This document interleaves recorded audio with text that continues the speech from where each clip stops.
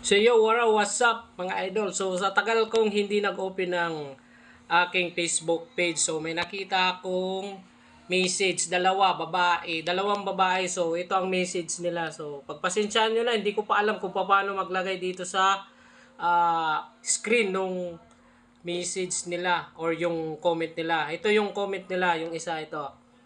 Boss, matagal ka nang nagmamanok. Wala namang nakikita sa iyo, wala ka namang kita sa pagmamanok. So okay lang 'yon kasi yung pagmamanok, stress reliever lang 'yon. So ito pa yung pangalawa. Oo nga, walang pera sa pagmamanok. Kaya wala ka mang mapapala. So sa totoo, sabihin na natin walang pera pero hindi tayo mukhang pera kayo. Kung makung pera kayo, okay lang 'yon. Kayo 'yon. So sa akin, magkaroon or wala, okay lang kasi stress reliever ko lang yon. So, ganun lang yon. So, what's up mga idol? Popost na lang natin to. Good evening po.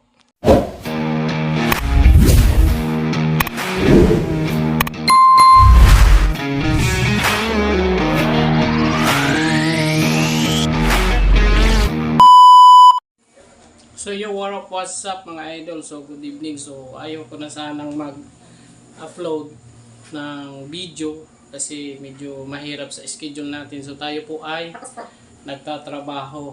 Kaso nga lang ay medyo nagkaroon tayo ng interest ulit dahilan sa nagbukas ako ng Facebook page natin ay mayroong nag-comment. So ang comment lang naman is sabi Boss, matagal ka nang nagmamanok, wala ka namang mapapala dyan. So hindi ka naman magkakapira. So sasagutin ko lang naman yung sinabi nung dalawang nag-comment. So, may nag-comment talaga na ganun. Kahit pa paano, kahit nga sa personal may nag-comment. So, ito mga Lods, idol. Sabi natin. Sa pagmamanok, may tendency walang pera, merong pera or wala. Okay lang yun sa mga magmamanok, sa mahilig magmanok kasi yun po ay ang kanilang mga passion. So, kapag yun ang passion mo, sabihin na natin magkakapera ka or hindi, yun talaga. Yun yung magiging pagkakabisihan mo pagkagaling mo sa trabaho. Kung nga, stress reliever lang naman ng mga mahilig magmanok, mahilig mag-alaga. So, paglilinaw lang din po ulit natin na hindi porkit nagmamanok ay sugarol na.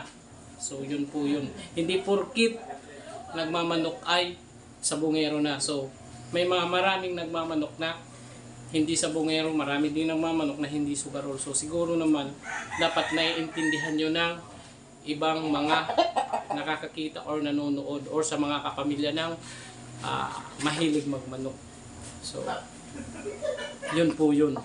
So, para po sa nagko-comment na walang pera sa manok, nakadepende lang naman po yun sa may-ari ng manok kung ibibinta niya or hindi. Yun po yun. Kasi may mga magmamanok na gusto lang talaga nilang magmanok. Ayaw nilang ibinta, ayaw nilang ilaban. So, may mga magmamanok din na gusto nilang ibinta. Nagmamanok sila, nagpaparami, nagpapasisiw, nagpapalaki, nagpapatuka. Paglaki, ibibinta. Ganun po yun. Meron naman na nagmamanok sila, nagpapasisiw, nagpapalaki, paglaki, ilalaban. So, yun yung mga tinatawag na sabungero talaga. Yung iba nga dyan hindi nagpapasisiw, walang manok na nakatali sa bahay nila, pero bumibili at linalaban agad. Pagkabili, laban. So, ganun yung iba. Ibang mga magmamanok or mahilig sa sabong. So, ganun po yun mga Lods Idol. So, linilinaw ko lang para dun sa mga nagko-comment, pati sa personal na nagko-comment sa akin na sinasabi nila, ay, sabungero ka. So, hindi mo masasabing sabungero ang isang nagmamanok kung hindi mo naman nakikita palagi sa sabungan. So, ito mga Lods, payo ko lang, huwag mong papakilaman yung passion ng ibang tao kasi hindi ka naman pinapakilaman dun sa passion mo. So, kung ano yung passion mo, di dun ka lang, tumutok ka lang dun. Katulad ko, ito lang naman ang gusto ko, magmanok, mag-alaga. So, minsan nagbibinta. Kaya hindi ko masasabing walang pera dito kasi ito po ay malaking pera ang nakukuha sa pagmamanok. So hindi lang nila napapansin yun. So halos karamihan na yumayaman ngayon nagsimula sa pagiging small breeder or backyard breeder lang. Hindi ko masasabi nga lang na lang, I rather na backyard breeder dati. So katulad na lang po ng example ko na lang si SP, si Idol SP. So shout out Idol XP.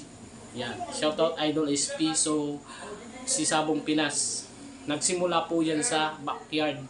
Nakita ko lagi, pinapanood ko yung mga video niya dati, luma hanggang ngayon nanonood tayo sa mga video niya. So kumbaga siya yung ating tinitingala ngayon na balang araw magiging ganun din tayo. Nagsisimula lang tayo sa backyard, siyempre magkakaroon tayo ng paunti-unti. So sa atin yung simpleng kasiyahan na makita natin na maganda at malusog lumaki yung ating mga alagang sisiw, yung para bagang nagpalaki tayo ng isang bata.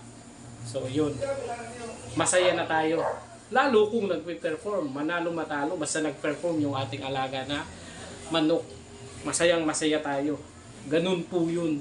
Yun ang tinatawag na fashion.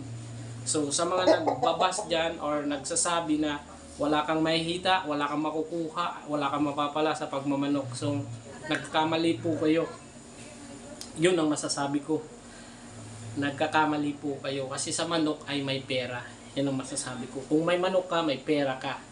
Kung nag-aalaga ka ng manok, balang araw magkakaroon ka. So ganyan. Yung iba nga, halos dati, ito makwento ko lang, madalian lang. Dati meron lang akong 2 manok. Noon, bata pa ako siguro since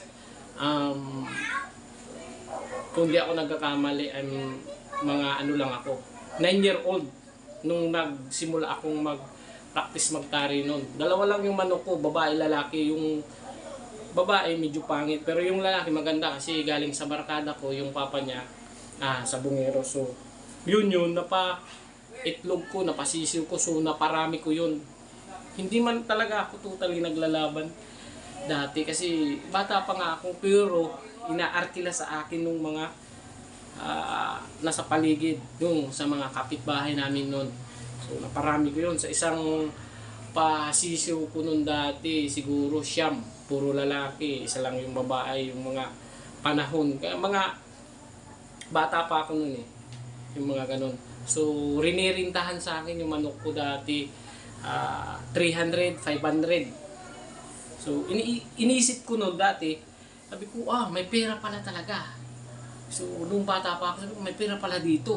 Parang ganun yung sinasabi ko noon sa isip ko. So ito na lang yung gusto ko kasi siyempre bata tayo, marami tayong gusto, naglalaro tayo, mga text, hulin.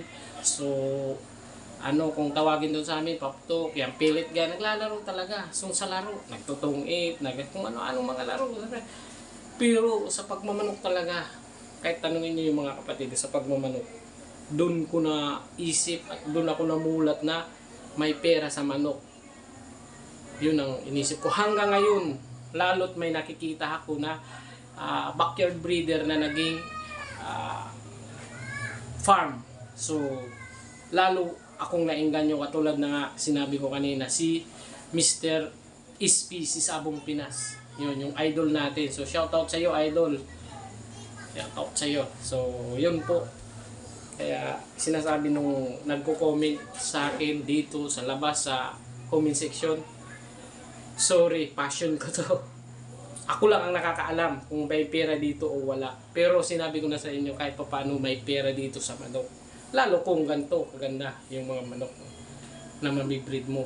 So, yan. Kung ganyan kaganda, hindi mabibili pa sa iyo yan. Diba? Ganyan. 6 months old na manok, ganyan kaganda. Sigurado ko, comment kayo kung hindi mabibili so. Diba? Sa ganitong itsura ng manok, magkano kaya presyo? Yan. Paglilinaw ko lang at kwento ko at masasabi ko dun sa nag-comment sa atin na walang pera sa pagmamanok. Matagal na akong nagmamanok. Anong mapapala ko? Anong napala ko? Anong meron sa manok? Bakit gusto magmanok? Nasagot ko na po. So, magandang gabi. So panoorin nyo na lang to.